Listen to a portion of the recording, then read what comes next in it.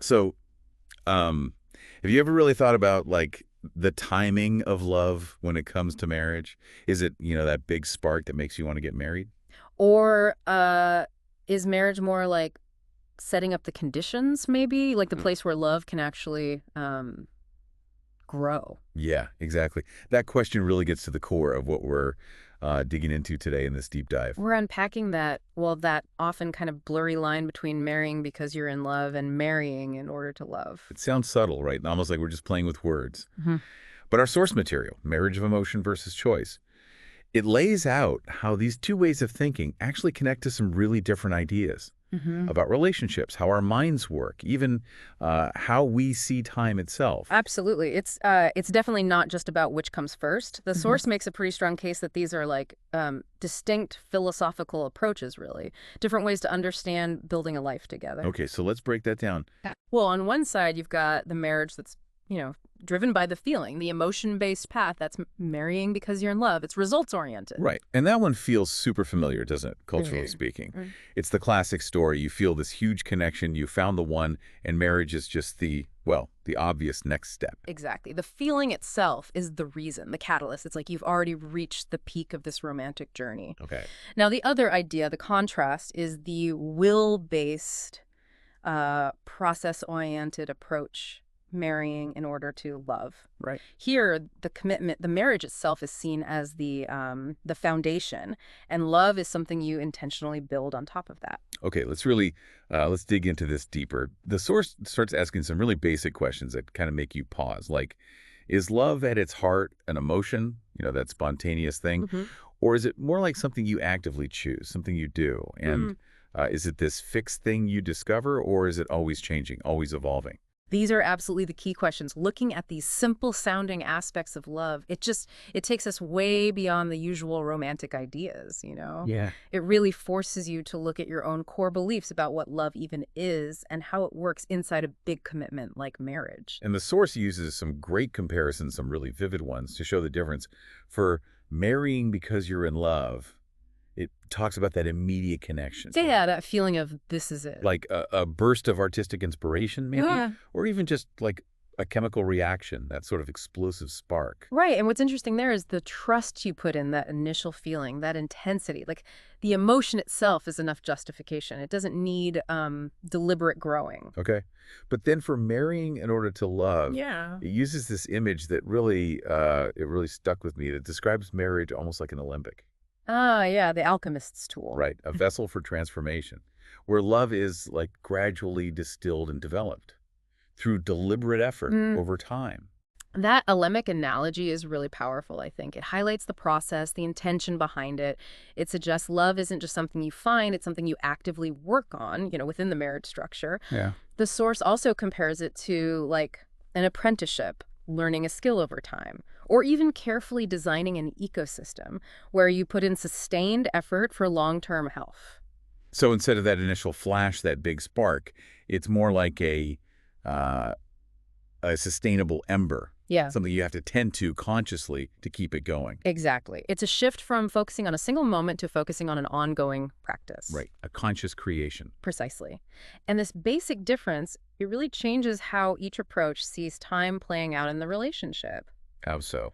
Well, marrying because you're in love tends to be very focused on the present, maybe leaning on the past feelings too. The marriage is seen as the payoff for a love story that's already happened, essentially. It's about being in love right now. Yeah, it feels very event driven. Like the wedding is the exclamation point on this feeling that already exists. Exactly. Whereas marrying in order to love is, well, it has to be future oriented, doesn't it? Sure. It's based on the belief that the connection can get deeper, can intensify over time through shared life, through conscious effort. It lines up more with the idea of becoming in love, a continuous development. Okay. Becoming in love. I like that framing. And this is where it gets really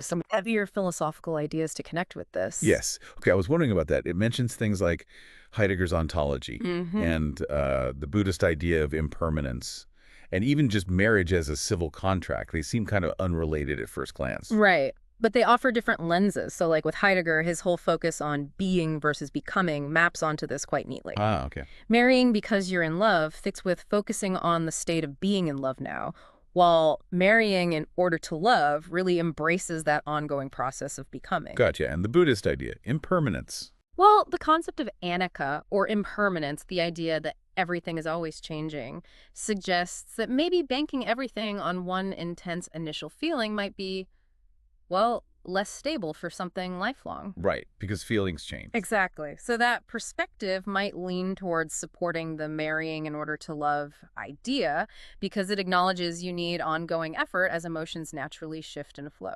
Okay, that makes sense. And the civil contract part. Viewing marriage partly as a contract just highlights that element of conscious choice, of commitment, that's really central to the marrying in order to love approach. It emphasizes the deliberate decision people make to build a life, sometimes, regardless of the emotional highs and lows of the moment. Okay, so let's try to really nail down the absolute core difference here, it sounds like. hmm Marrying because you're in love is a choice you make right at the peak of that feeling. Yeah, like a declaration. This feeling is so big, it Yeah. justifies the commitment. Right.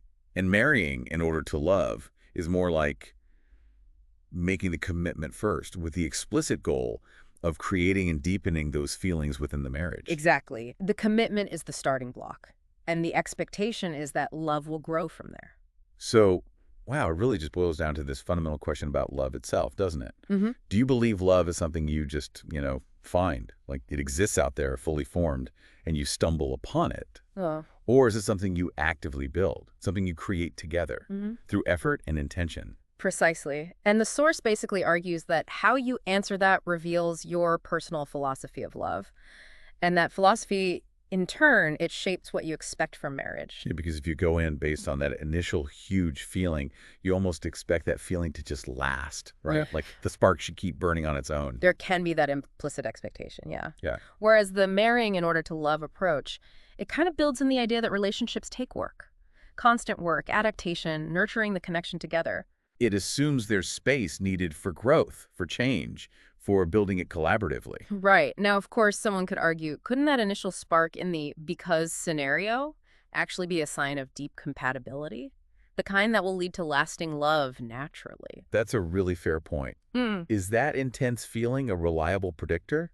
Or Mm. maybe, what are the risks of relying only on the will to love if there wasn't much, initial chemistry or connection? Mm. Is commitment enough? Exactly. These are the complexities. The source doesn't really declare one way right and the other wrong. It's more about making us look critically at our own assumptions. Yeah. Understanding the philosophy behind each approach can really affect your expectations and how you or how couples handle the challenges that inevitably come up. It gives you a framework to think about it. And speaking of summing things up, there's that really neat little Korean poem at the end of the source text. Ah, yes.